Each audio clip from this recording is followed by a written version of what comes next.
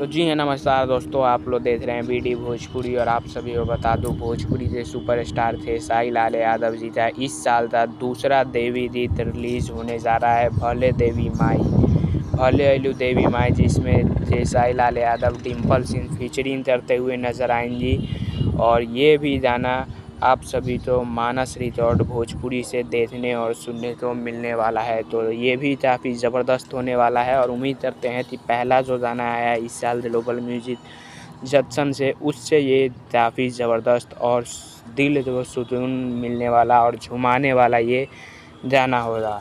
तो आप सभी इस पर क्या कहते हैं कमेंट में ज़रूर बताइएगा। और आप सभी तो पहला देवी गीत कैसा लगा है, अच्छा लगा है या बेकार लगा है, कमेंट में ज़रूर बताइएगा। जो कि देवी माई से ही जो गाना आया था इस साल का पहला देवी गीत खेसारी लाल था ग्लोबल म्यूजिक जंक्शन से, वो गाना अगर आपने सुना है तो ज़रूर बताइएगा कि वो गाना आप सभी को कैसा लगा। फ़िलहाल आप सभी के बीच में दूसरा गाना मानस रिकॉर्ड भोजपुरी से आ रहा है, तो इसके लिए भी आप लोग तैयार रहें। जय हिंद।